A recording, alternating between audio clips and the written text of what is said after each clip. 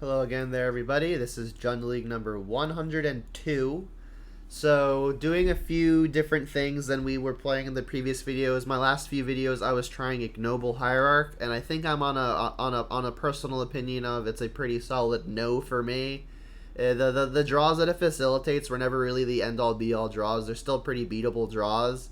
So I think like the ceiling on it was like decently medium, and then the floor on it was really low, and that it was just worse than a land a lot of the time. So I don't really think the payoffs, the risk of not getting the medium payoff outweighs the more likely pretty low floor.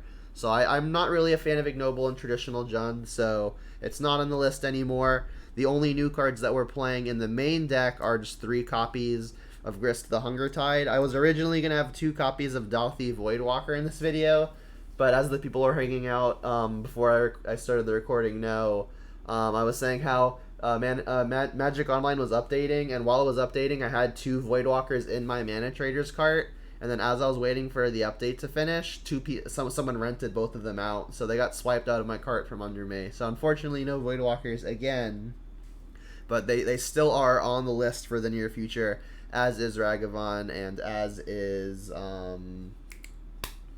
Voidwalker, as is Ragavan, as is Turok, as is something else that I can't remember. So in the sideboard, we're playing 2 copies of Obsidian Charmaw, so again, also a new card. Haven't really had these be super great yet, but again, we haven't really played any matchups where they're good. We haven't played against any Tron variants. We haven't played against anything Amulet Titan related or Titan related otherwise. So we haven't had any ideal scenarios for the Charmaw yet, but we're hopefully going to see 1 or 2 now so we can really see how this card works. Another thing that I guess I'm doing slightly differently is I'm playing 3 copies of Force of Vigor. So this is 4 mana instant, or as an alternate cost, you can exile a green card from your hand and cast it for free on your opponent's turn, and you get to destroy up to 2 artifacts and or enchantments. So as we'll see in the metagame breakdown, this is going to hit an awful lot right now. And there's also a lot of people smashing leagues with Urza's Saga, the new enchantment Saga land. So Force of Vigor should be good against decks doing things that Urza's Saga can really exploit. So it's a solid instant speed, 0 mana, 2 for 2, and hopefully it ends up being good. We're going to see. That's why we've got 3 of it. We're really trying to see it. To round out the sideboard, we've got 3 copies of Collective Brutality versus all the various Hyper Aggro and Burn decks, and even versus the control decks where we want to take stuff like Cryptic, whereas Inquisition does not take Cryptic and the more expensive stuff. And then for Graveyard Hate, we've got 2 copies of Spellum, 2 copies of Leyline, and 2 copies of Ashiok. And let's, I guess, before I say anything else, just look at the metagame that I've already referenced a couple of times. So this is, I always use the 30-day refresh rate. So the 30th oldest day, the 31st oldest day is always never included. But since the format is so new, and Modern Horizons has only been out about a week, I'll go ahead and change this to a 7-day refresh, and the picture's a lot bit different. So we've got Amulet Titan in at first, Stoneblade at second, the black-white version. So this is the deck that's trying to cast a Grief, which is the black cycle, the black card out of the new mythic cycle, and then you ephemerate it, so you get to keep it and take a bunch of cards from the opponent's hand. Then we've also got a whole bunch of new Cascade into either Rhinos or Living End type decks in at third and fourth. And then Burn and Blitz still very popular. I think Blitz still probably the best deck in the format, maybe contested by Amulet Titan. But while everyone's trying out all their cool new stuff, Blitz may be pushed down in the just the overall representation rankings. Blue-White Control has a couple cool new cards as well, most notably Counterspell. Esper Control, same deal. Merfolk is pretty cool, and even cooler than Merfolk, we've got this kind of Sultai deck that has this really long named card in it, and you're trying to reanimate the Feasting Troll King as early as turn 2, so that deck's pretty sweet. And then we've got a whole bunch of other cool stuff happening thanks to Modern Horizons 2, so maybe we see some mix of these moving forward. So you all saw the metagame, at least as it relates to this past week, so you can kind of get a grasp for why these sideboards are existing. Graveyard decks are in abundance, especially that Living End deck. So we've got some Leylines for that, we've got some Ashioks for that, and we play against the various artifact-based decks. We've got Force of Vigors, and we're playing against anything hyper aggro. We've got the Brutality. So a pretty diverse sideboard. All these sideboard cards have a very direct purpose. None of these are going to be very value generating. None of these are particularly value generating. So I'm not really sideboard ready for the mid-range matchups, but I think the main deck should be able to compensate just fine for that kind of stuff. So let's just jump right into the matches. If I can click the right window, that is. There we go.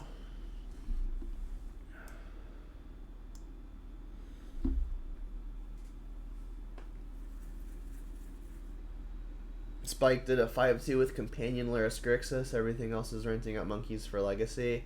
Yeah, I have not been able to get my hands on monkeys yet, not even through Mana Traders. Asmo best deck. Yeah, that Asmo deck does seem pretty impressive. I know Doomwake has been putting a lot of work into it. Fugek got killed by solitaire decks. Yeah, I could see that.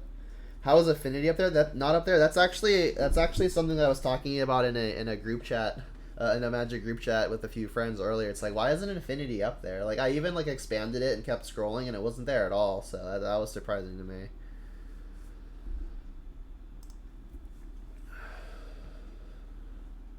Because Affinity doesn't do anything against the solitaire decks.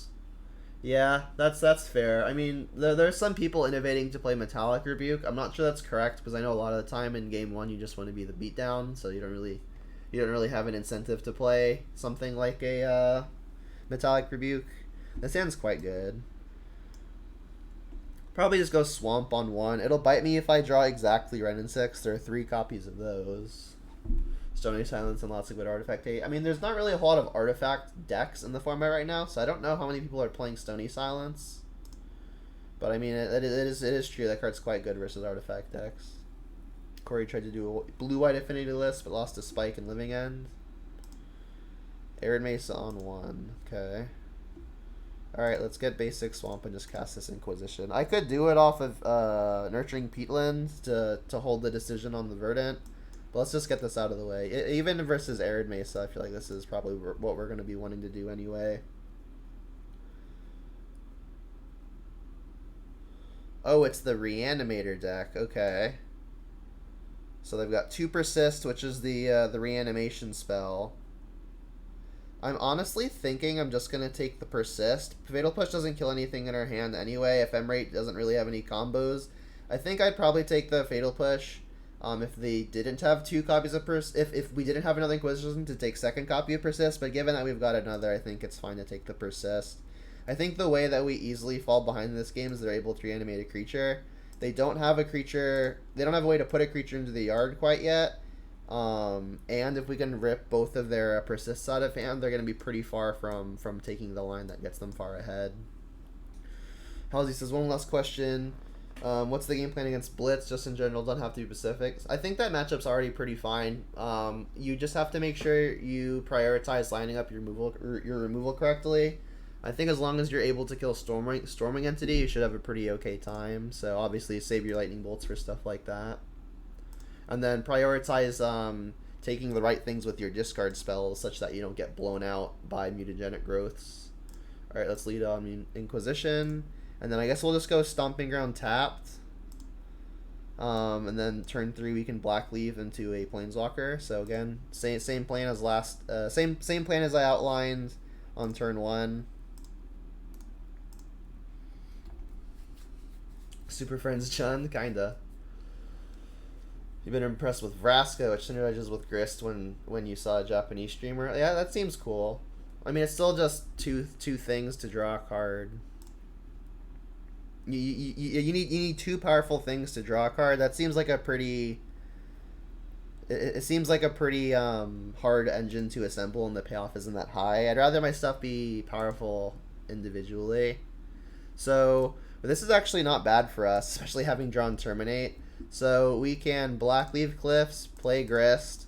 If they reanimate the thing, it'll be unfortunate for us, especially because if they want, they can just go ahead and Fatal Push the insect, which they should probably do.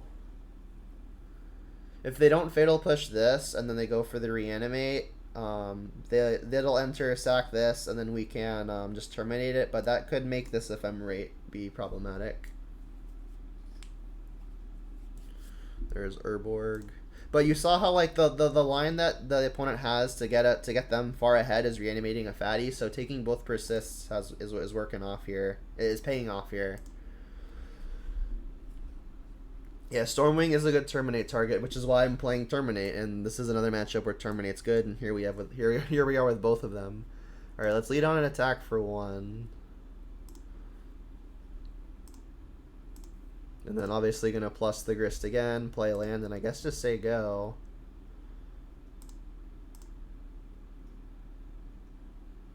We milled a black leaf cliff. Sure, I guess we just hold up double terminate here. So I'm fairly insulated versus the first reanimated creature.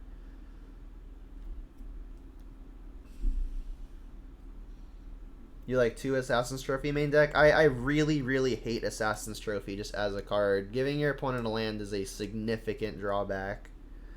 Alright, so their hand is Fatal Push Ephemerate.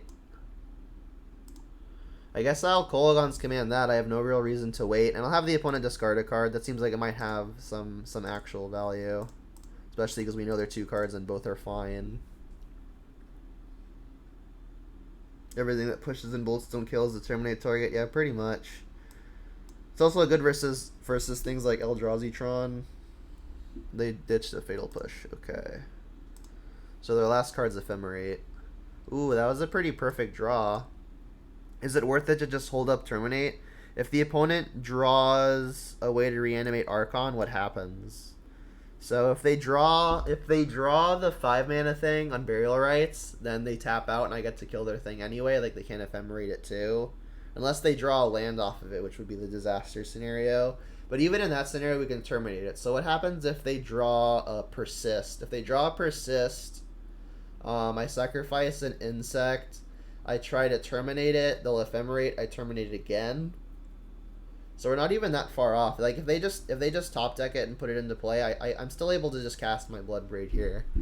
So I guess let's plus this Millimire. All right, let's turn the pressure on. It's like even if they have the nuts, we still have decent fight. We hit Thoughtseize. All right, well that makes it a little bit easier.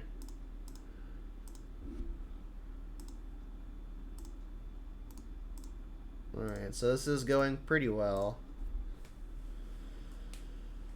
I've had one opponent laugh when I trophy a thing. People usually want the land against us more than they want the card. Yeah, like every time I've a trophied before turn like 4 or 5, it's just been bad for me. What cards did the Planeswalker replace? I don't remember off the top of my head. So this obviously reanimates the thing. But it doesn't have haste, so we're fine. I'll just ditch a Kolaghan's Command, sacrifice an insect. So we'll just terminate that. It's NBD. Could also just use the Grist, but I mean this is going to be the best use for terminate anyway, and this way I can keep going up with Grist. So let's terminate. We get to hold up terminate too. I guess this is actually a Triome. So who says we don't have a Triome? Just continue doing the thing and attacking. We are 1 short of killing them next turn. Is there any reason to play the Forgotten Cave? No, I'll just cycle it if I don't need to terminate. Yeah, it replaced a Bone Crusher, replaced a Bolt, and something else. I think that's accurate. They drew a Grief. I'll just terminate it in response, I guess. Haha, we don't even have to pay a life. Third thing was Croak, so yep, that's accurate. So basically, we took out cards that grind to put in cards that grind a little bit better. And we do actually get to kill them here, right? Because we can ultimate Grist. Actually, it's not actually guaranteed to kill because we don't have any creatures in our yard. Minus fighting the Grist doesn't put Grist in the Planeswalker. It doesn't put a Planeswalker or I mean doesn't put the Grist in the yard. So yeah. So Spellbomb will be great, obviously. There are no artifacts or enchantments we care about. That's for sure bringing in the ley lines. Engineer I'm not really liking. Brutality could be good for taking for breaking up the reanimation plan, and it also kills the 2/2 that reanimates. Doesn't stop the unearth though.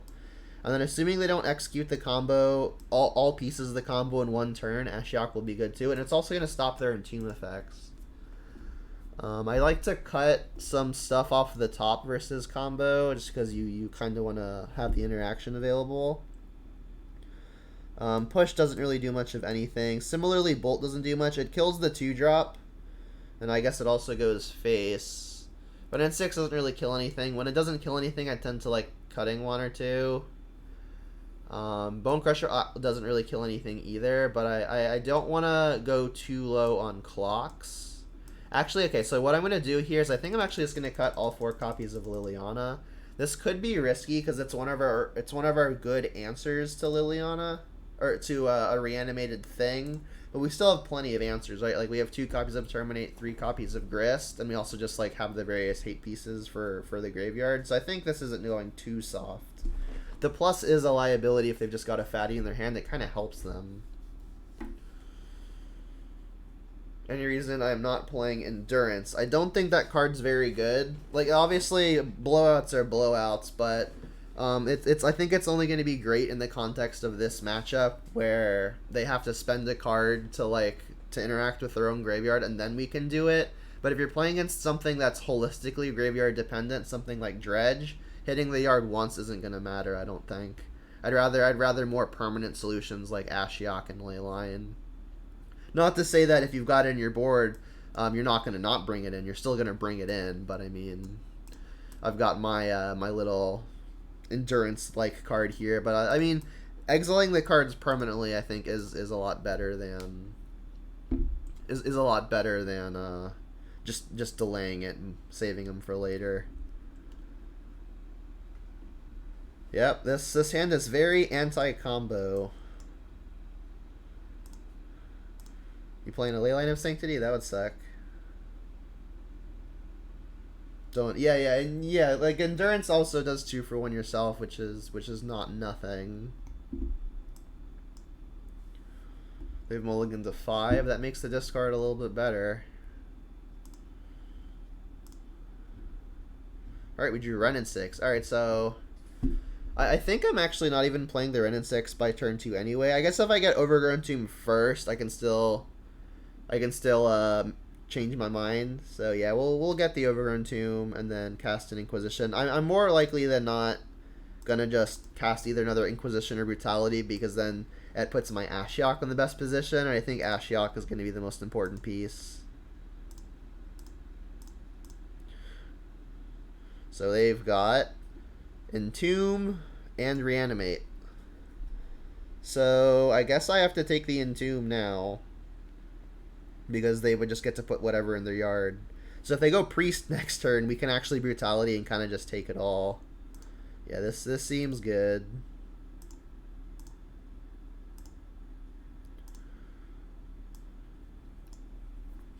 So I guess I get Triome here. Have a good night, Halsey.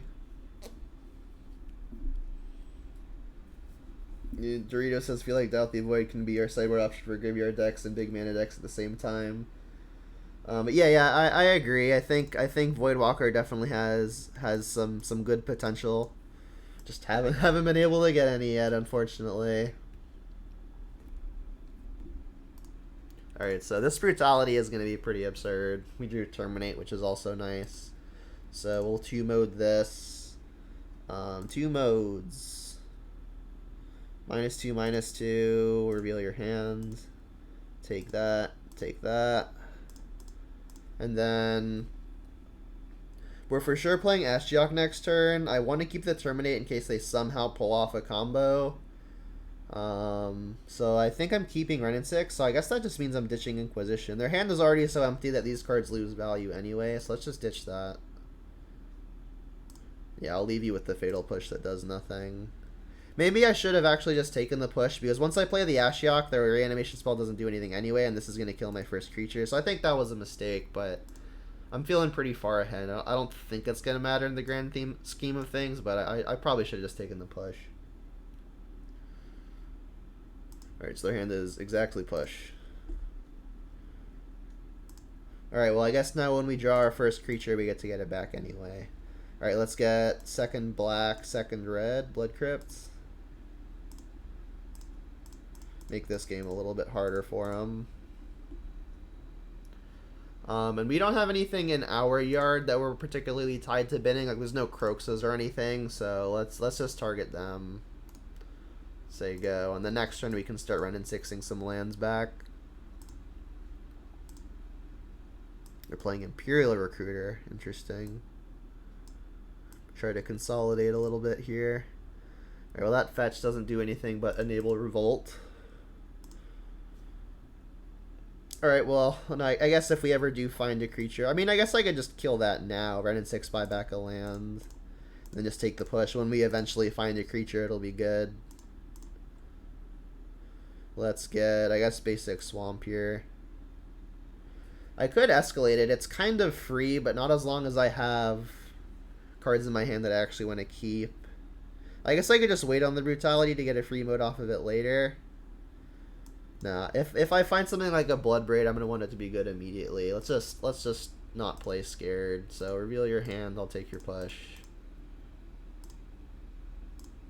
All right, and I'm not gonna activate the Ashiok unless really necessary. If they play something like a Bolt, I want to make sure that I have an Ashiok activation available without my Ashiok just dying. Yes, Grist has been pretty great for me. That's fine. We can just, I guess, Kolaghan's Command that. I think I'm actually going to terminate it. Because if we find a creature and it dies, Terminate's going to be our... Or sorry, Kolaghan's Command is going to be our good way to buy it back. So... Let's just return Verdant again. I guess just do it now. If they end up just casting one of their big things, that could be a reason I need to keep the Terminate. So I guess maybe we just keep the Terminate for that reason. They're pretty far off mana-wise, though. They've got 3. Remember, they can't fetch. I don't know which I'm supposed to use here, but I do think I should use it. Let's Terminate. And then this has haste, but it costs 5. Yeah, we don't need to activate anything yet. I guess I could activate Ashiok, target myself, in hopes to hit one of my cycling lands. Yeah, they've just conceded. They've had enough. Bruno's asking, what about Ignoble? I've got a few videos on my YouTube where I've been trying out Ignoble. The floor on it is very low, and then the ceiling is not even that great. Like, turn 2ing a Planeswalker is obviously pretty exciting, but I think exciting is different than being just actually very good. Like, turn 2ing a Planeswalker is good, but a lot of the time it's not the end-all be-all, and it's only good on exactly turn 1, pretty much. So I think the floor is just abysmally low, while the ceiling is just not that high. So I don't think the risk to reward is in our favor there. Inquisition in the Bob, I guess. User saying K come in and draw step, sack, and discard. That's probably also a valid line. Alright, let's Inquisition. Hopefully our Bob is good. They are... Oof, I hate this matchup so much. So, I kind of can't beat Klothys. But I can't really beat the rest of their hand either. Yeah, I absolutely hate this matchup. This is one of the matchups I have the least fun playing. But I mean, it is what it is. I guess I just have to take Klothys, right? I just legitimately cannot beat that card. Bone Crusher kills Dark Confidant, but I think I'm just going to have to get lucky off the top because I'm for sure not beating this. Yeah, I guess I'll take the thing I can't beat.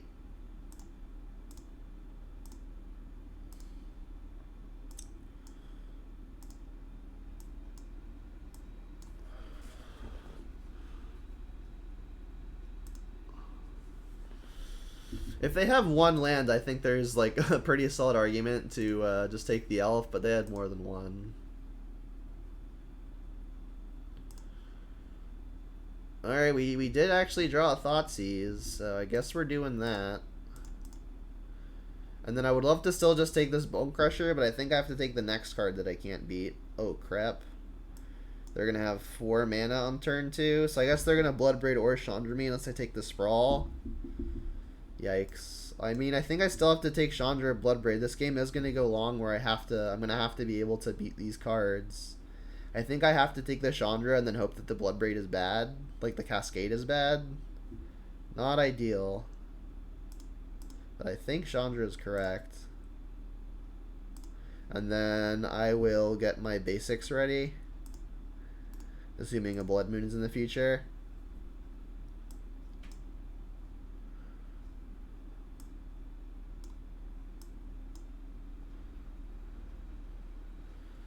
I don't think I'm supposed to bring Force of Vigor in this matchup.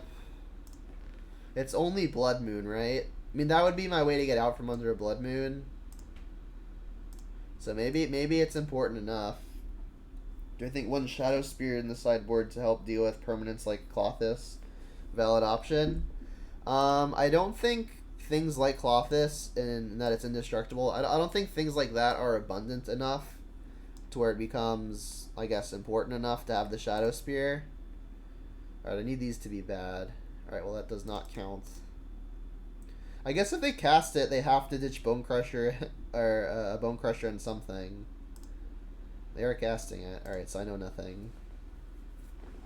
Yeah, I mean, if things like Klothys, Heliod, and I guess like various Bogles were more relevant, then I could see a reason. Alright, so what has to happen here? I honestly don't know. I guess Goyf can start getting in the way of some of this stuff without easily dying to literally anything. I'm gonna get basics, because if I come back, I don't want to just die to a moon. Ah, woo, thank you for the follow. I mean, Bloodbraid's a start. I think at this point, I'm gonna play a Dark Confidant as a blocker. Just jump in front of the Bloodbraid if they let me.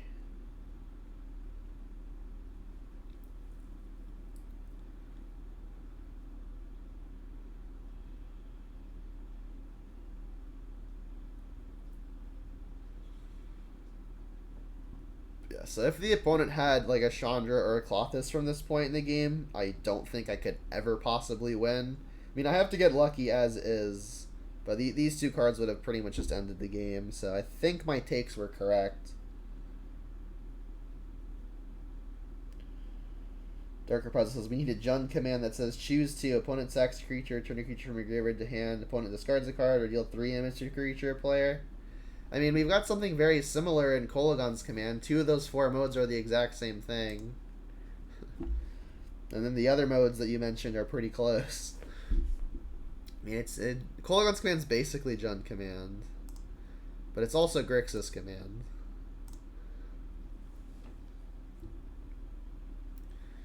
I will unhappily take this trade here.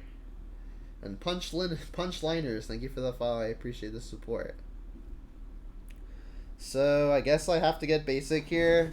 I'm gonna go to 7 casting Bloodbraid. Oh, okay. Never mind. Next game. Alright, so red-green mid-range. Yuck. So we could bring in Force just as an out to Blood Moon. I'm not excited about it. Let's for sure bring in Plague Engineer for the various elementals. Spellbomb has some okay utility because you can hit like Plague Engineers and stuff, but it's not great. Don't think we're Ashiok-ing. I really don't want to bring in Force just for Blood Moon, but I mean, I guess they've got other less impactful targets. Like they've got like Utopia Sprawl, but that doesn't seem that great a target. Maybe it's just better than something else. Let's look. On the play, Kolaghan's Command doesn't kill anything.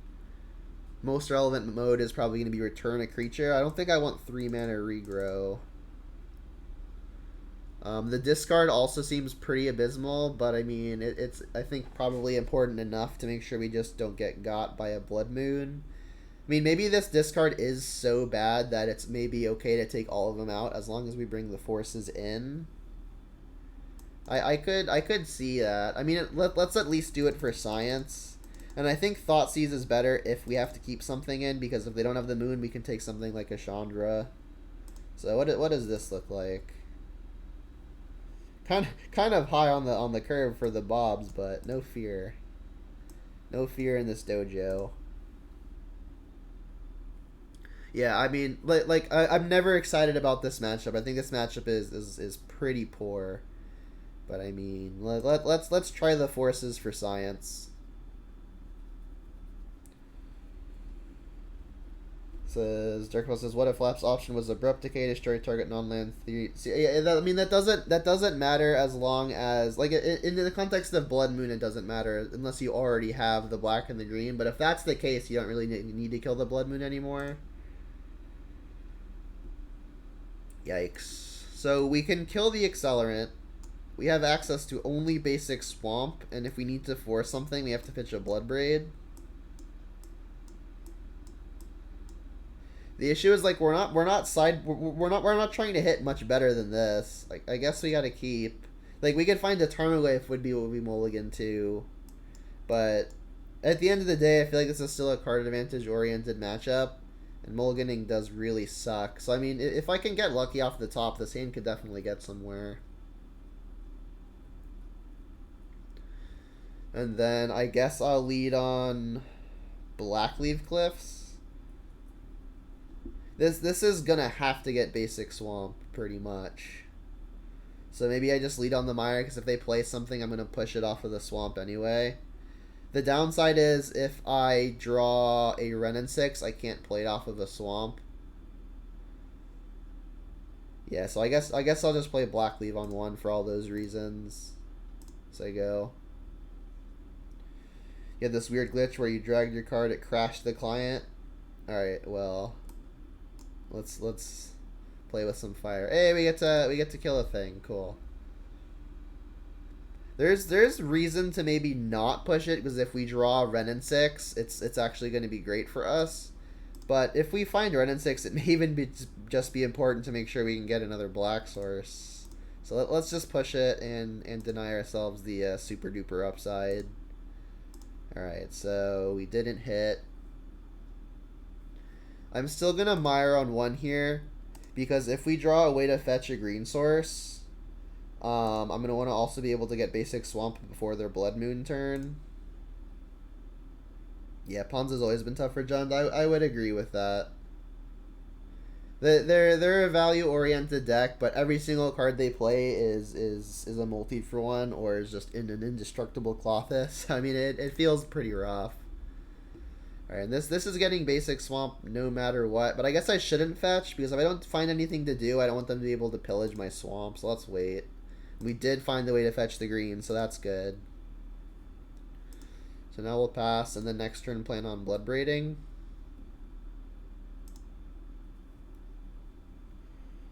Yeah, Seasoned Pyramid, the Clawfist, Bone Crusher are all problematic cards from the opposite side of the table. Alright, so we'll get basic swamp, basic forest, and hope we don't get pillaged. I think they probably take pillage out, especially on the draw. Pillage is excellent when you're ahead, but it's really terrible when you're on the draw, right?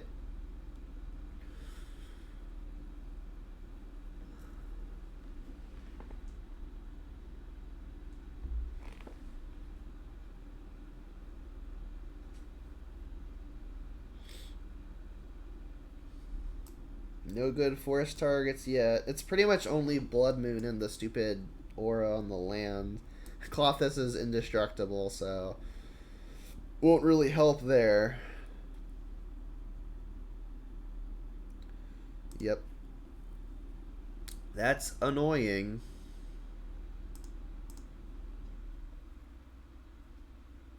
Ditch a Pyromancer in a land? Okay. Alright, then this fetching is happening to get basics no matter what. I'm spending my mana next turn to cast a Blood Braids. Let's take the lands out of the deck before drawing a card. Swamp. Forest. Make your Blood Moon worse, hopefully. Do I want to terminate? I don't think so. I'm just going to play Bloodbraid. I might need to terminate for something better. Alright, well, let's, I guess, just get the Peatland in and cast a Bloodbraid and hope we hit something good.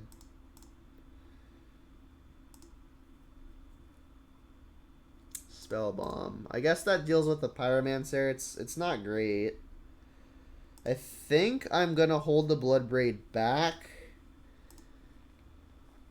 It doesn't feel good, but I need to try to trade so that way my Liliana can maybe be better.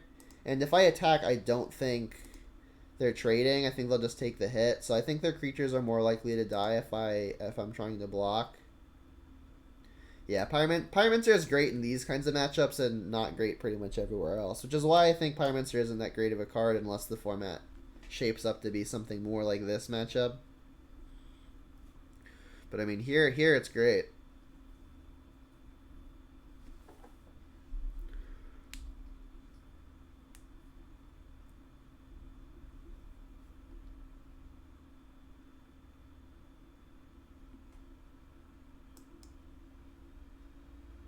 So what do we need to find? I don't even know. We need to get lucky is what needs to happen. We need to draw more multi for once. Like Bone Crusher of our own would be good. More Blood Braids would be good. Yup. This is making our Liliana look not great. Arbor Elf. Well, that's one of the better things that we would like to see, just because it's not something huge like another Pyromancer or Clothis. So if they jam, I'll happily accept the trade. I could just I could trade for the Elemental, but them not attacking with the Elemental, I'll just trade off Blood Braids. I could trade for this and then plan on popping Spell Bomb, but I don't think they're quite in the realm of spending a turn on just activating a Pyromancer when they still have 3 cards in hand. So I think I've got some time for the Spell Bomb to be good. Assuming I don't just die. Another Spell Bomb. Not great.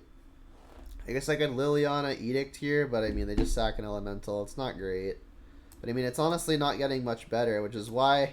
Another reason why this matchup is just not good. They really commit pressure to the board. Liliana is not good in the face of multiple things. I guess I could lead on Peatland, see what that finds, but like, there's nothing that I would even find that I would want to play here. I guess if I find a Goyf, I would want to play that. That's about the only thing I can think of. That's maybe reason enough.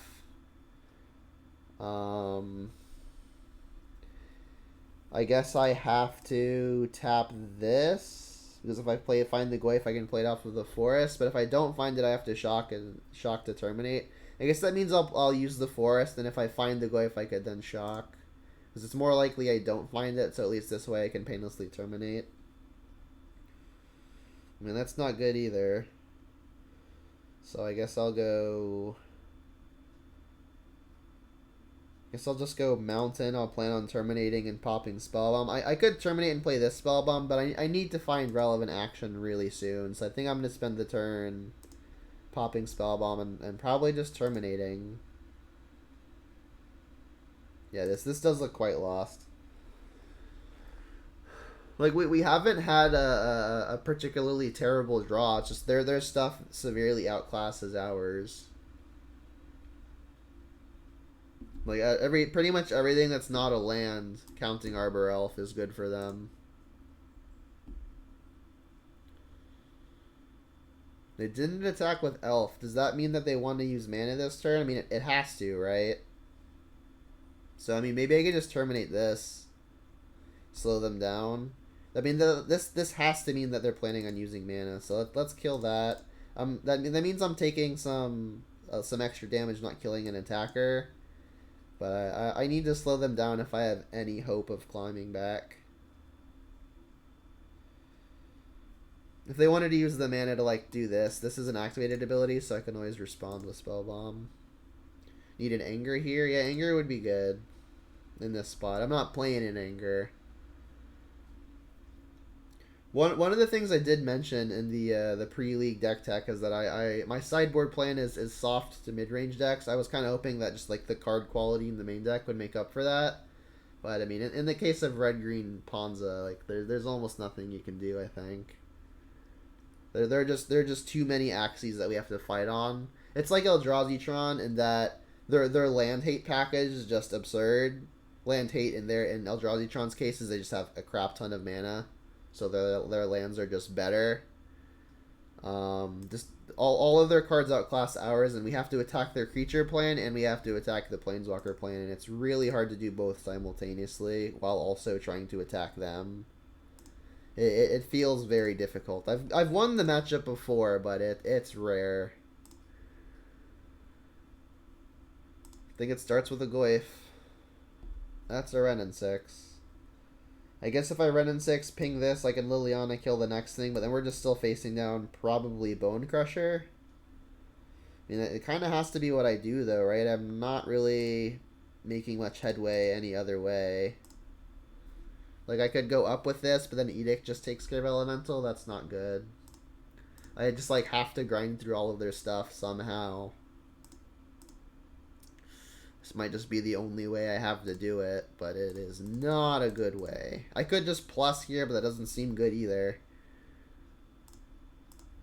Kind of just have to deal with the present danger.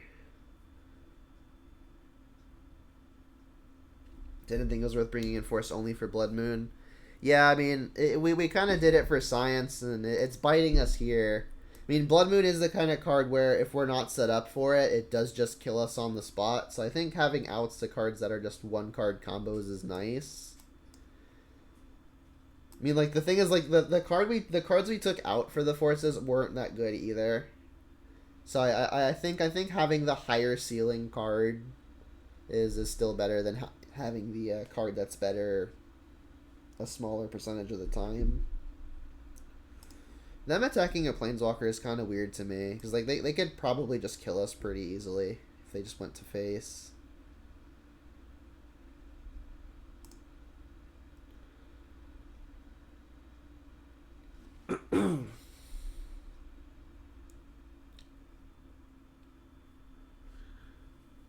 Slam a Gargaroth.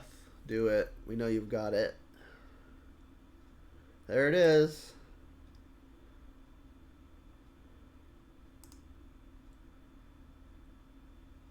Damn. Well, this card would be phenomenal if we had it earlier, because it'd be pretty much wrecking the board, but not the case.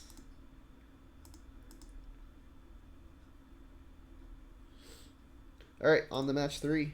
1-1. Beating Black-Red Reanimator and then losing to Ponza.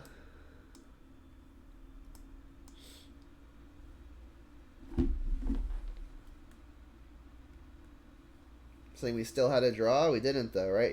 I mean, if you're talking about the Peatland, yeah, but we're not really drawing live. Even if we find the Terminate, we still have to face down whatever's in their hand and the present Bone Crusher, which puts us to 7 by itself. And we had no other meaningful ways to interact in our hand. Their entire deck is threats, too. So we're like 0.000 something percent to win, or 0.000 something percent to try to stabilize, and then we still have to get lucky after that. Yeah, let's see. Yes, Choco Cookie. I'm gonna keep. We can really play the shred your ham game. But we're gonna have to hope that this first Inquisition can buy enough time for the Liliana. You're not the biggest fan of Grist. Grist has been absolutely phenomenal for me so far. So they've got Force of Negation, Brazen Borrower, Shardless Agent, and a Subtlety. So this is exile a blue card, choose up to 1 creature spell or planeswalker spell. It put on the top or bottom of the library. So I mean, subtlety and the force of negation both deal with Liliana, and they're both multi for ones to do so. So assuming they're the Rhino version, I think I just have to take the Cascade thing. If they only had one answer to the Liliana, I think I would just take that answer. But since they've got two, I think I'll take Agent.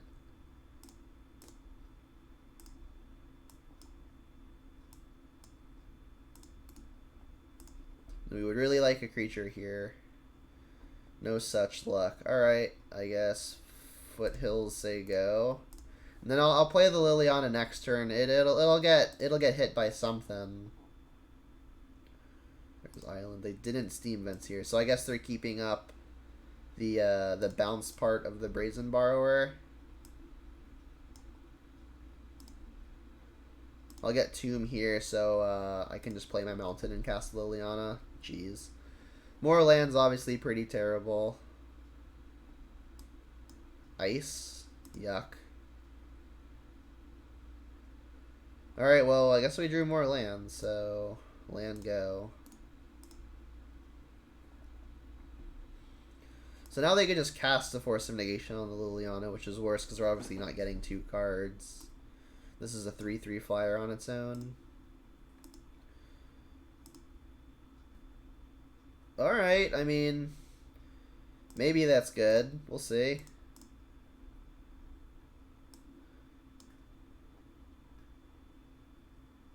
They didn't just play a bunch of Rhinos this turn, so that's promising.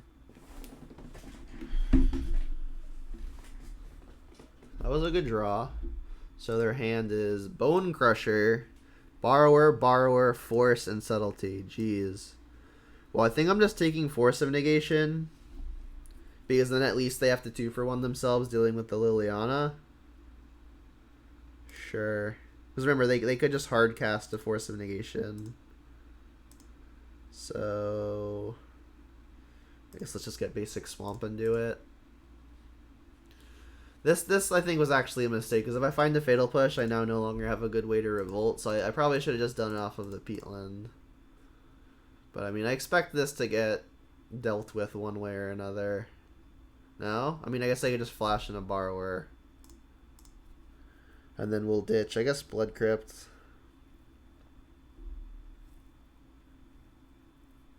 They'll probably just flash in a 3/1, attack it, stomp it.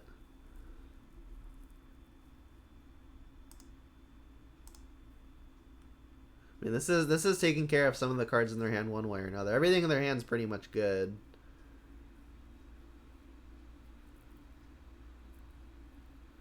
It's looking like they're on the Rhino version, though. Not very many cycling things that we've seen so far. Also, Bone Crusher would make me think they're on the Rhino version.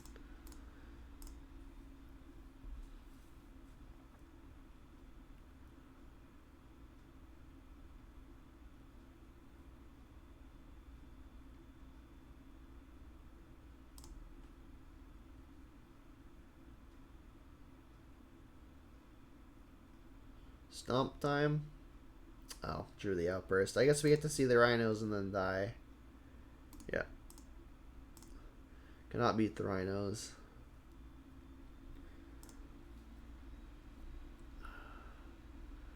So, what do we want here? Brutality kills, or takes some of the Violent Outburst-like stuff. They're not very graveyard-centric, so the Grave Hate isn't going to do a whole lot. This is just another matchup I'm not very sideboard teched for, unfortunately. I did not come prepared for this particular matchup. I would have obviously loved to have something like that new... What's that new card called, where if something didn't have colored mana spent on it, it just gets countered?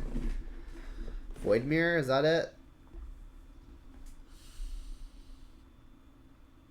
Yeah, Void Mirror. Alright, so what am I taking out? Again, another matchup where Kolaghan's Command doesn't really look like it's going to be doing much of anything. And then I guess we'll just take out... Fatal Push kills Rhinos, and I guess it also kills Subtlety. So, I mean, I guess we'll take out a Bolt over a Push. Just do that. It's not exciting, but I mean, it's the best I've got. Damping Sphere also good.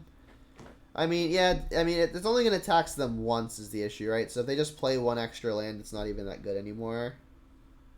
This hand's good, though. We can go run in 6 into Grist, get an engine going, hopefully. This hand's exciting.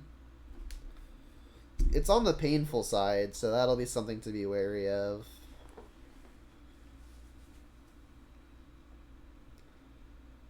Gemstone Cavern, yikes.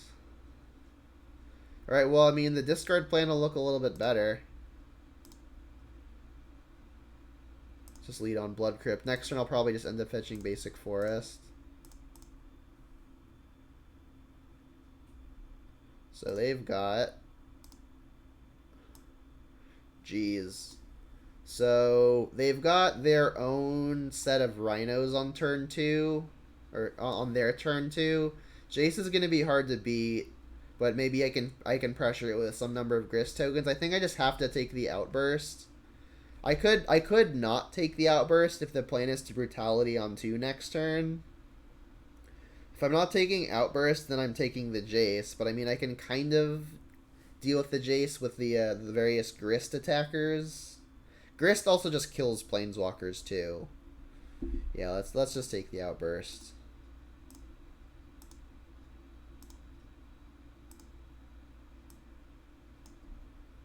There's the Canal. Yep. I guess they could suspend this.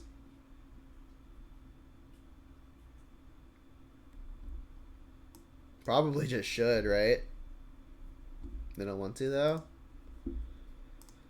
So are they holding up an interactive spell? I mean, I'm not going to play around the one card I don't know about. I mean, it's very likely something that interacts, given that they didn't just suspend the Footfalls.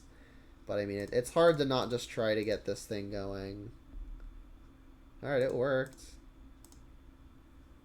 Maybe it's like a Petty Theft or a Stomp. I think it would have to be Petty Theft. It's like, they wouldn't hold up a Stomp here. Yeah.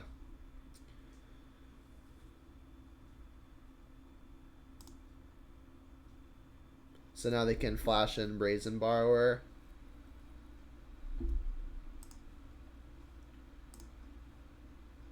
Terminate. So if I play the Grist, I can plus it up to 4, make a thing, but then they flash in a 3/1 and attack it down to 1, which means I could be soft to the Jace. The alternate line is I cast Ren in 6, buy back a fetch land, but then I don't have a creature in play to sacrifice the Grist anyway. I think I just have to get the Grist going, and then when they flash in this 3/1, I can then Ren in 6 to ping it down. And then hopefully load up. And then 2 turns later I could play a creature to hit this Jace. Yeah, I think we're Gristing. We just kind of have to let it get smacked once.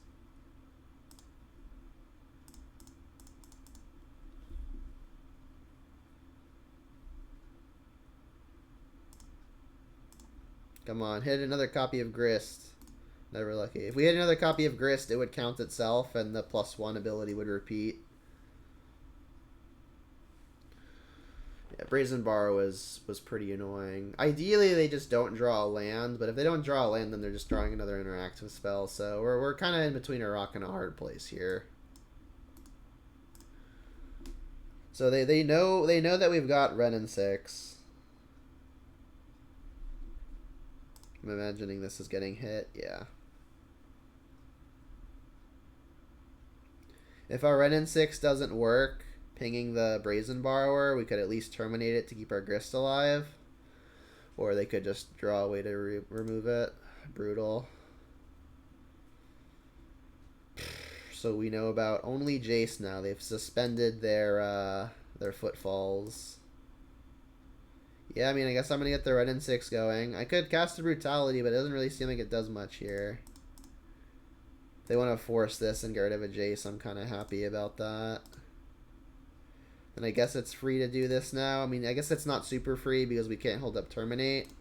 Alright, we hit, which is lucky. Go. But now they could just play a Jace if they find a land, and we don't have a way of pressuring it because they top decked their way out of under the Grist. Alright, well, they didn't hit it. Unless it's just a violent outburst, in which case that's pretty bad for us too.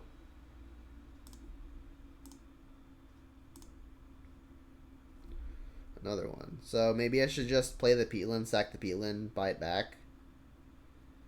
Yeah. Sack. Bolt can kill the Jace, so I mean that gives us some outs. The issue now though is like the first thing they find that cascades, we just have to face down rhinos on top of everything, so not really liking the spot. It's definitely going better than game 1 though. They found it immediately. Jeez, they've been drawn super hot. But, like, their whole deck is just hot stuff at this point. They're playing Leyline in the deck. So their hand is Jace the Mind Sculptor. So I guess I am terminating a Rhino. I see no real reason to wait. I guess I should wait. Because maybe they split the difference and I can keep the Renin 6 alive. Just like have this thing on suspend too, can't forget.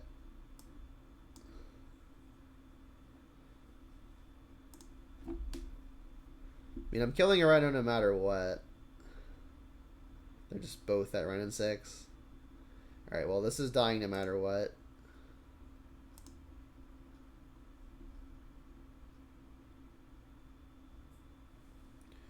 Alright, it's Jace time.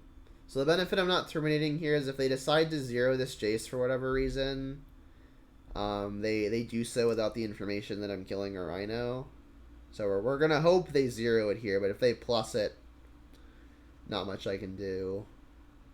They plussed it. Because they are smart. Gotta kill a Rhino. I guess I'll bolt the Jace. I mean, I could combo the Renin 6 with the bolt to kill the Rhino. Maybe I just have to do that, but then I'm still facing down more Rhinos. I have another land in hand, so if I hit Bloodbraid, I can still attack it and bolt it.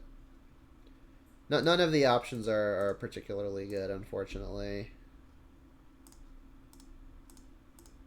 And like killing this Rhino just means that we have a Jace to face down, and not really winning from that position either.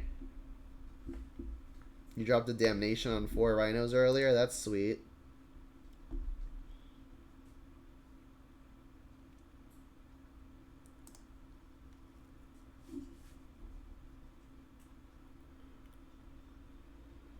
Yeah, just getting outvalued now. Yeah, it means like every single thing that they could possibly draw is either a Bone Crusher, a Brazen Borrower, or just something stapled to 2 Rhinos. Like there's pretty much no good case now. We have to draw like Running Bloodbraids pretty much.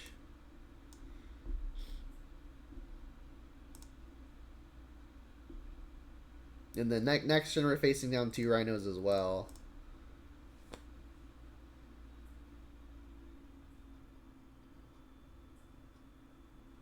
Just drew a Stomp. Fire. Yeah, that does it too. Like I said, like literally everything they could possibly draw is good for them. Alright, we're dead. 1 and 2.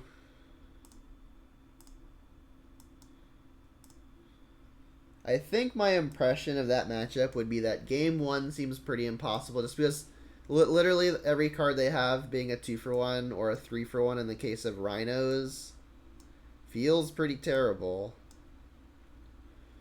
But I mean, there are some okay sideboard options.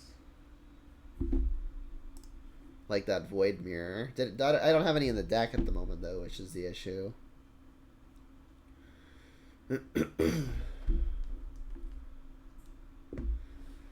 Bummer. Cannot keep this. 1 land. This is 1 land too. We're on the draw, right? Yeah, we're on the draw. I'm gonna keep this in the strength off of the strength that we've got a Fatal Push, and if we find any land, we can hopefully Renin 6. I think I'm just gonna keep both Bone Crushers. There are only sources of pressure, and if we find another land, it's another way to interact. Ditch a Kolaghan's Command.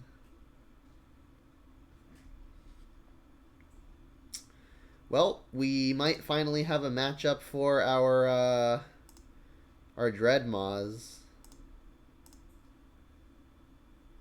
Alright, we drew a land. Let's play it.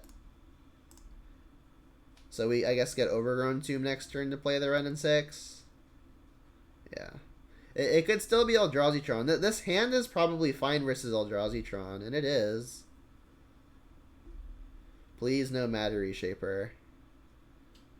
Alright, they didn't have Matter Reshaper. We're live. Alright, so Blackleaf Cliffs is a good draw. I obviously have to get Green Source, though, so I could play the Ren and 6.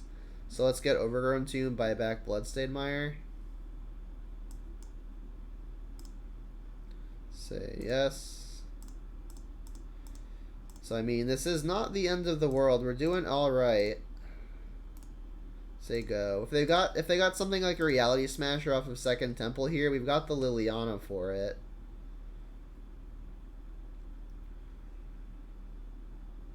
The -3 is not a -3, it's a -2, so even a little bit better than that. I think -2 just kill a creature would maybe be too good. They're gonna have Tron next turn, that's rough.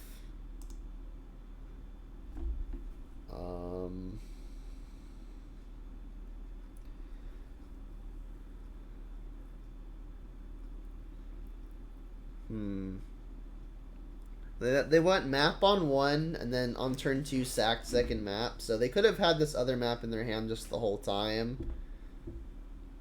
So between playing a Liliana and just playing a Bone Crusher, I think I like playing the Bone Crusher, because if their payoff is a Planeswalker, I'm gonna really want something in play to be able to start pressuring it. And then I'll play the Mire, get a basic Swamp. I could. This is the last turn Blackleaf Cliff comes in untapped, but I want to continue getting value off of this Ren and 6 while I can. So let's cast the 4/3 again, because if they've got a Planeswalker, I think I'm gonna want to be able to pressure it. And then let's get back this Mire. Make sure we have Revolt for the push.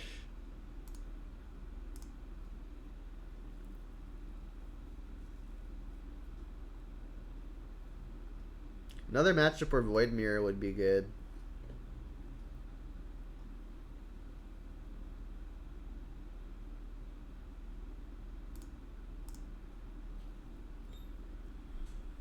I feel like the sack creature is such a downside because it makes him a bad top deck if you're behind, so to balance you need to make it a -3. Yeah, I could see that. But I mean, it comes in at 3, which is not great. Alright, well, their payoff is a Planeswalker. It coming in at 3 isn't great, assuming you wanna downgrade it to a -3. I mean, that could be okay. I mean, it synergizes with itself pretty well. This is just a Ballista for 2. We're in this game because we can push it out of the way and then attack the card.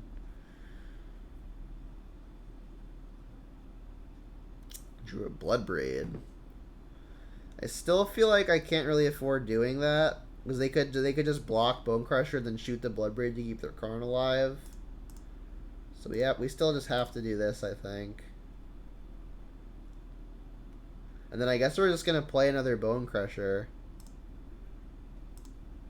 just to continue threatening their Planeswalkers. I don't want to play Liliana before they play something like a Smasher. The downside there would be if they draw a Thought-Knot Seer first, then they could just take the Liliana. But then they're not taking Bloodbraid, which isn't the worst. I mean, if they didn't have something more powerful than Ballista on 4, maybe just going after their hand is smart.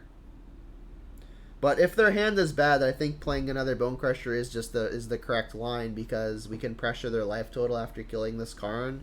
And that plan is further backed up by the fact that we've got a Bloodbraid for further pressure. Alright, so let's get, I guess, Stomping Ground? Sure. Say yes. Cast a Bone Crusher. Return a land. And then kill a Karn. Alright, so I mean if their hand is mostly blanks, we could maybe do something here. I mean their Tron turn was literally get a car and play a ballista for 2, so it's not impossible. Maybe they're flooded. But they didn't play a Tron land on turn 2, so that doesn't feel super likely. Think it would be broken if you could -3 and still survive. Maybe to compensate, you make it +1 and a +2 and make the ult a -7. Maybe. They're playing a germ. Yeah. This is a weird include. Usually you tutor for this if you have it at all, right? In the map.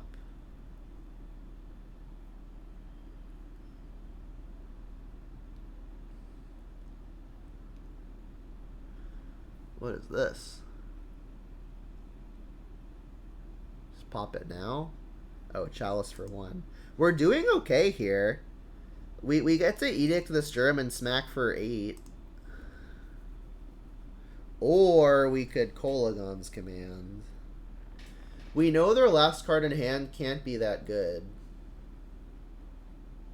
I think I like the Kolagon's command though. We get to eat the last card in their hand. That puts them in top deck mode.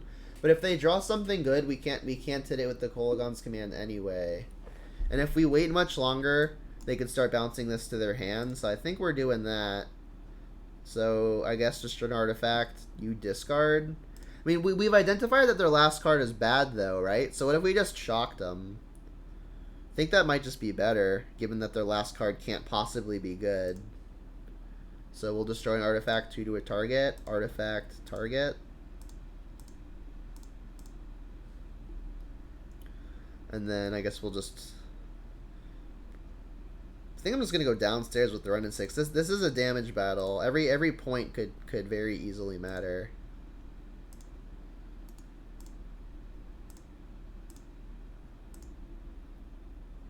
Yeah, I mean we've got them dead on board now with that ping downstairs.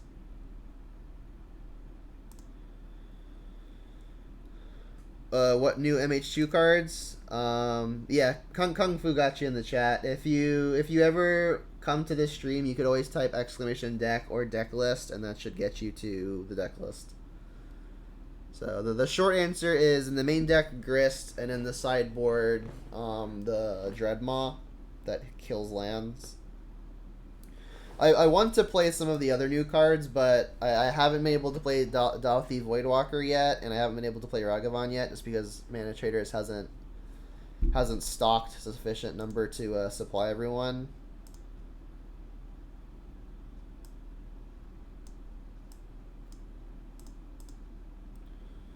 Ugin. Problematic.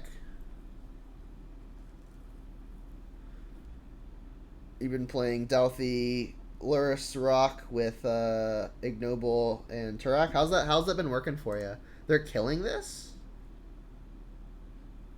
We know their last card can't possibly be good, right?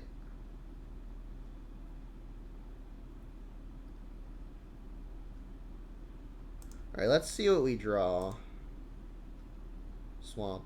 So we've got 4, 7, 8 in play already. So I guess this just means we're leading on the Bloodbraid.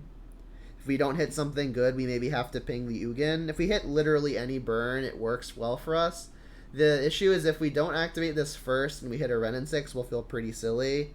But the odds we hit Renin 6 are low, and if we don't hit it, I think we might have to go after the Ugin. So I like just leading here. And then if we hit a Renin 6, then unlucky.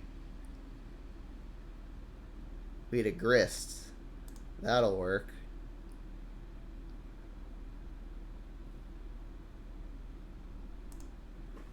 So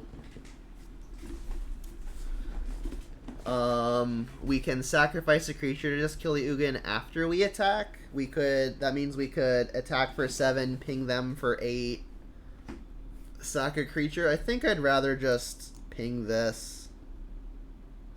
They could Blast Zone, pop it on 2, but that's not even that good. I think I want to just get a creature into play with the Grist and then use this to ping that. Alright, I'm aware I haven't used Grist yet.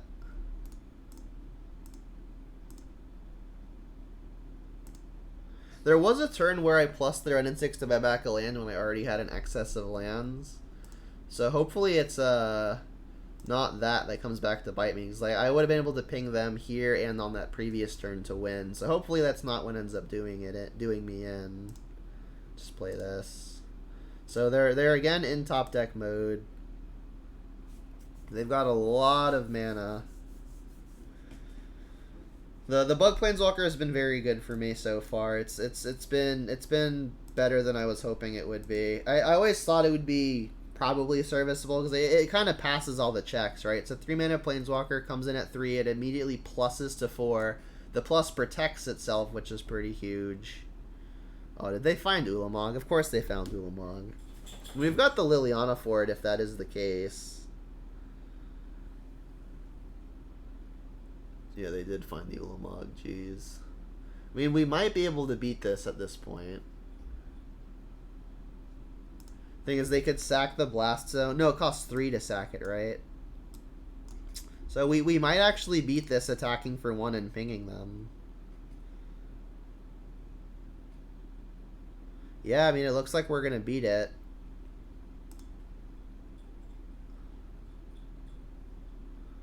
Yeah, it looks like we beat it. Unless they've... I guess they can't dismember.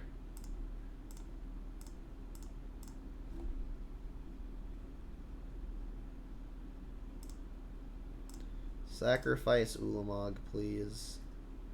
I guess they get Spatial Contortion. That would be unfortunate. Yeah, Spatial Contortion would probably do it. Opponent says, wow, what a tap deck. We've had it since turn 1.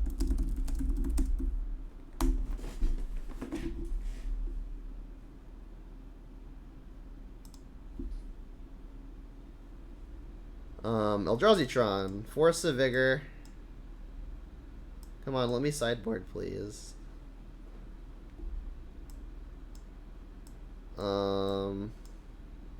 Obsidian, Charmaw.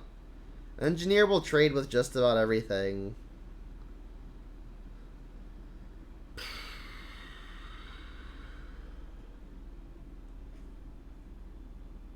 Yeah. They say, wow, nice top deck, as they themselves top decked the Ulamog, right? So we need 6 cuts. Red and 6 kills next to nothing. As does most of the discard. I think I'm cutting all of the Inquisitions. Thoughtseize can take the big stuff, but the discard still feels pretty terrible versus what is effectively a mid-range matchup. And we're on the draw. I think I'm going to shave a Bob. Especially when we're making our curve so high. Yeah, exactly, exactly, Pedro.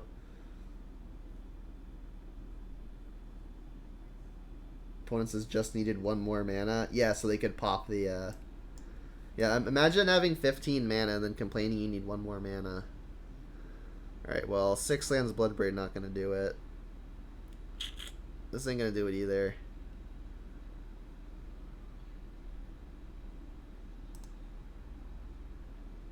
Yeah, I guess. We'll keep, I guess, 2 lands in the spells.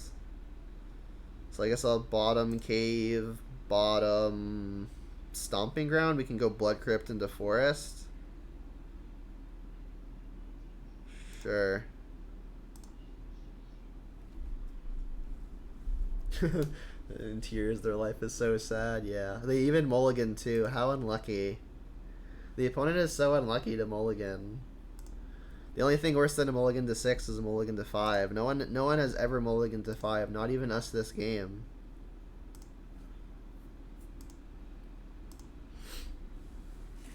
Played a tight game, but how am I supposed to get there with only 14? Yeah, pretty much.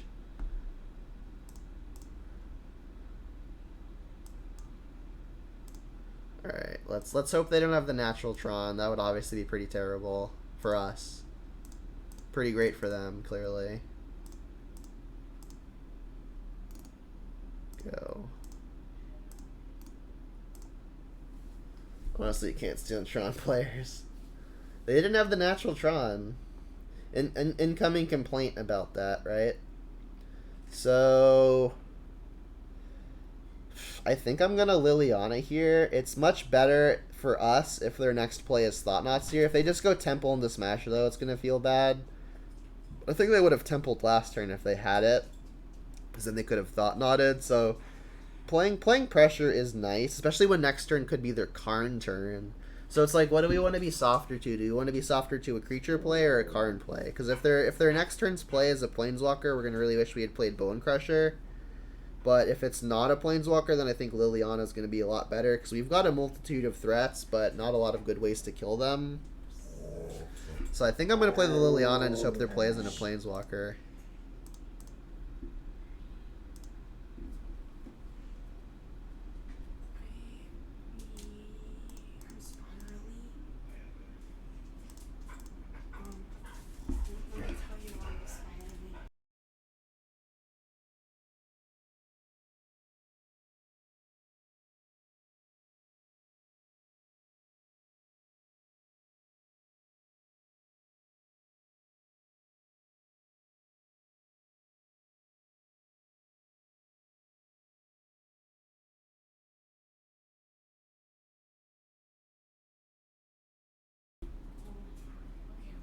Alright, they had the Thought-Knot, though, so this makes my play of Liliana look pretty good. This is really weird. Like, they should have just for sure played the Karn and just discarded the Thought-Knot. I have no clue what this play means. This play was pretty backwards, I think. What did they even take? I don't even remember what I had. They took Bone Crusher. Sure. Alright, we drew just another Liliana. Alright, well, this Liliana is always going to be intended on killing Thought-Knot. Let's just get that out of the way and see what we draw. If we draw like a Bloodbraid, I'll probably play that. Poseidorman says it's really inconsiderate to play no hand disruption against Tron players. Their ability to top deck the absolute nuts every game is nerfed super hard by that. Yeah. I mean, I only really play the 2 Thoughtseizes. I would take him out if there were more better cards to bring in, but there just aren't, I don't think. Alright, so I guess we're going Goyf here. Return a land. I could play Plague Engineer, which is actually probably better, because if they have a Reality Smasher, at least that means we trade for it, and then we can keep Liliana for the next bad thing for us. So yeah, I think I'm gonna play this because of Reality Smasher. We'll name Eldrazi, obviously. Say okay. And then just play our tap land, say go.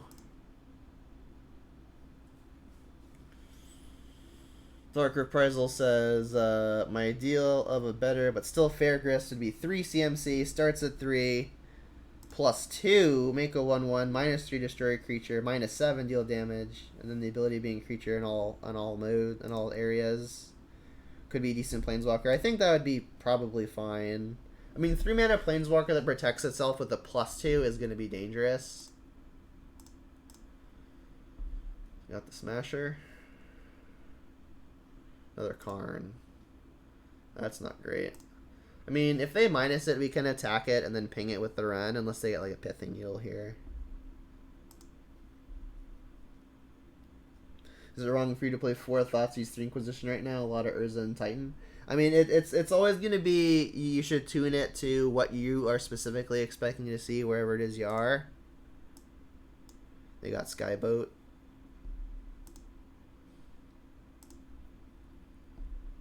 Oh, God. What do you think about that, chat?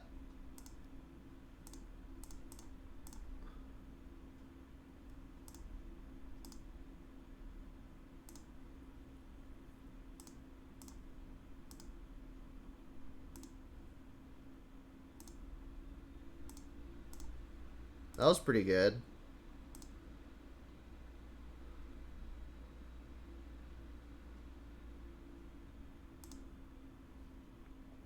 So do I want to play around Allah's Dust, which would mean not playing a Tarmogoyf? The pressure that we've got going is already kind of significant.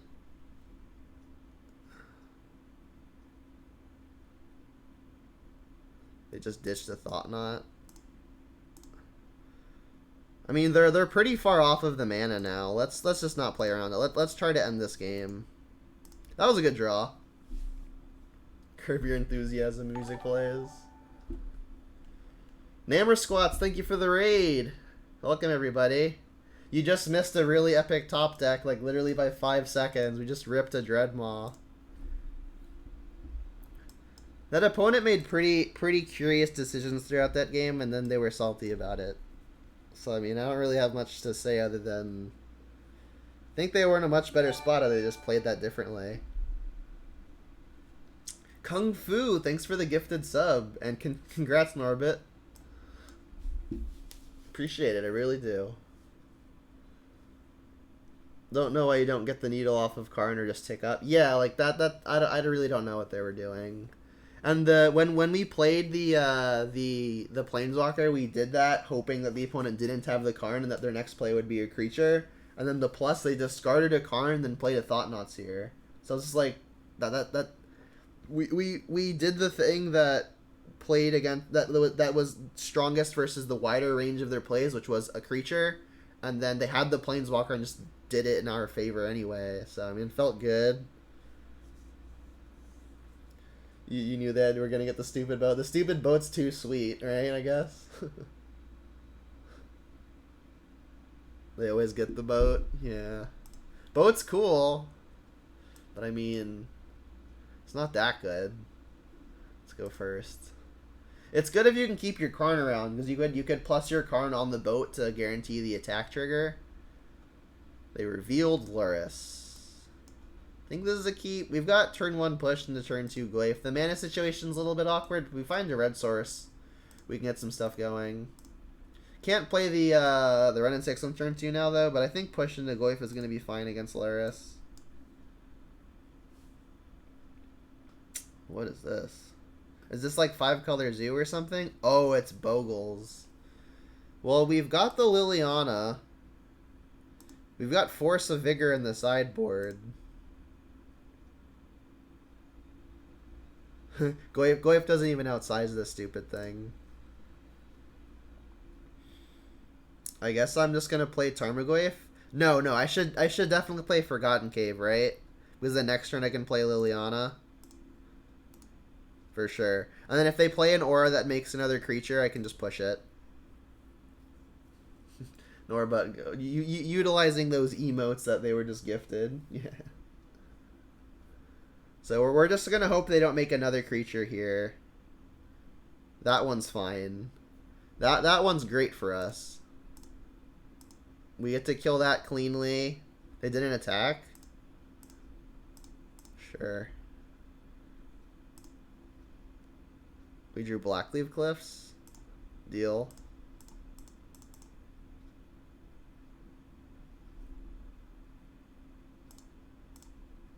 This is going pretty well.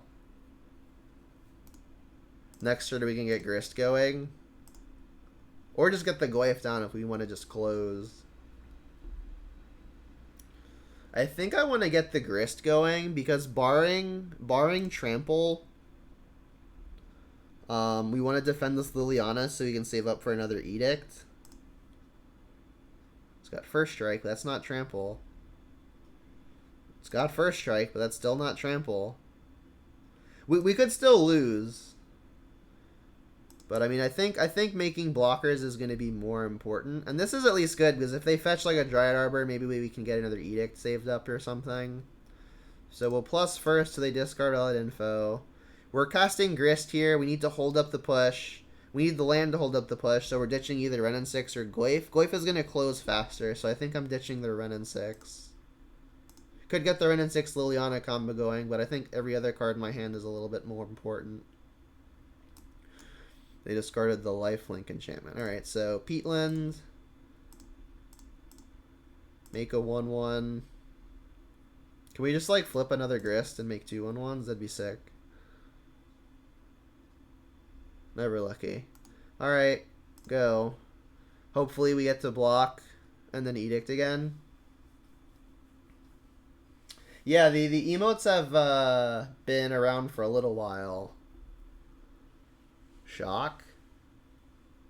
They just gonna like play a Leyline? Oh, they just scooped. I mean, they still have Luris. I guess. Alright, so Force of Vigor seems like it's going to be phenomenal. It's a pretty good out to the ley line. It also just kills most of their auras. Engineer should be good. I think these are our only 4 slam dunks. Do we still need to find an insect for Jund? Like the token? Probably. You mean like an insect creature to combo with Grist? No, I think Grist is probably just good enough on its own. How's the matchup versus the Saga deck so far?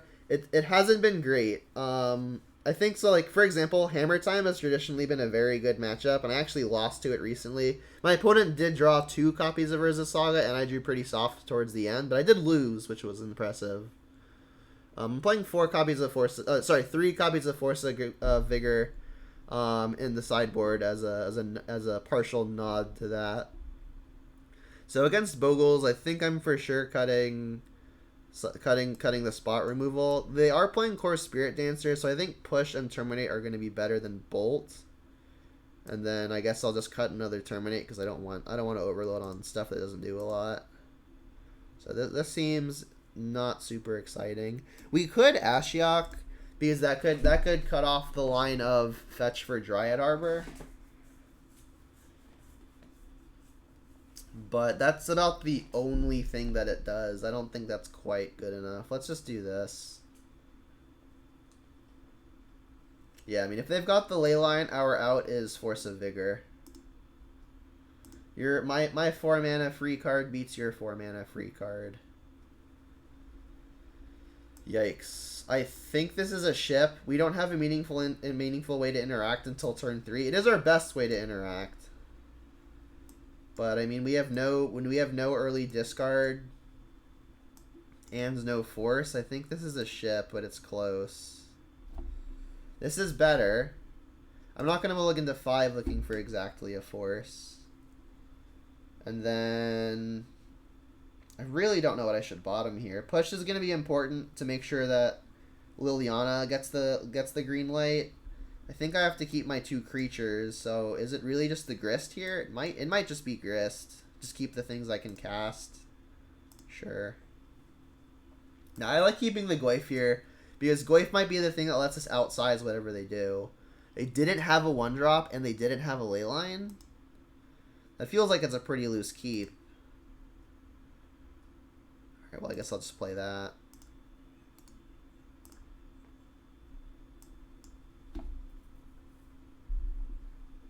You're playing Alpine Moon over Sphere. I think that's reasonable.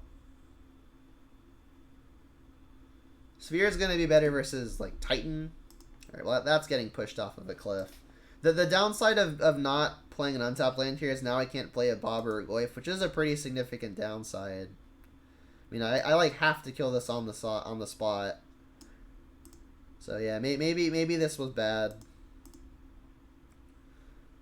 What land should I get? Obviously a black source. We've already got green. Maybe just swamp. I'm gonna get Overrun Tomb because then next turn I can play either Goyf or Bob and then play Stomping Ground tapped if I want. So yeah, let's just get the Tomb. Say yes, and then kill this thing before they get triggers.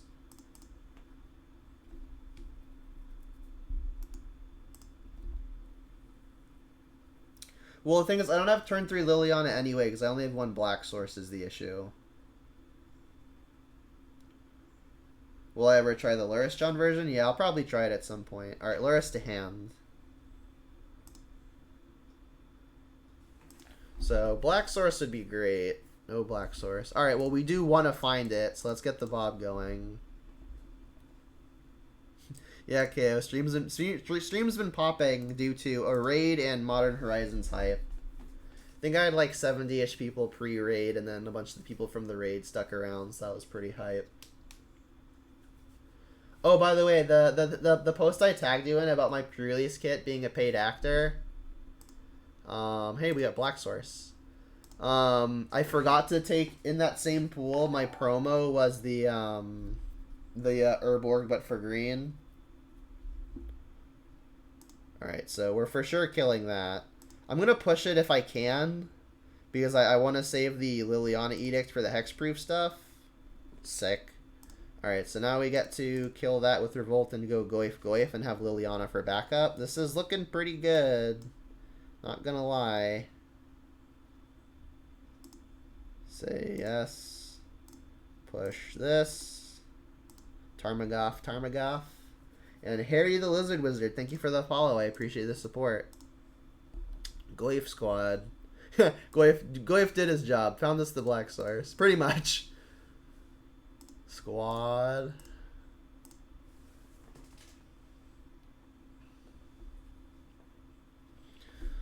Camber says Black Source turn 1 best. Yeah, I think you were right in hindsight because we didn't have the Black Source, so we really needed to find it.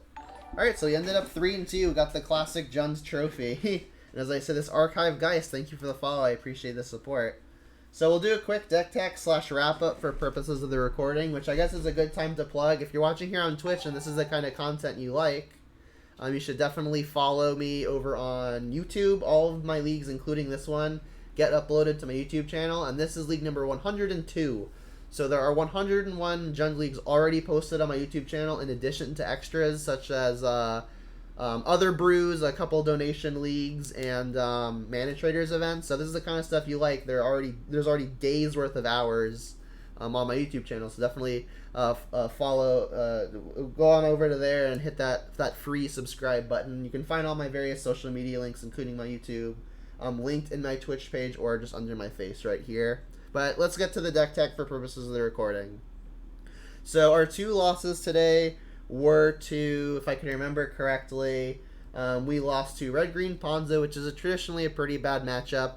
I mentioned that I was pretty soft to mid-range matchups as far as my sideboard is concerned. I was kind of hoping that the main deck would get me there in the mid-range matchups, but I think Ponza kind of the exception, where that matchup just never feels good.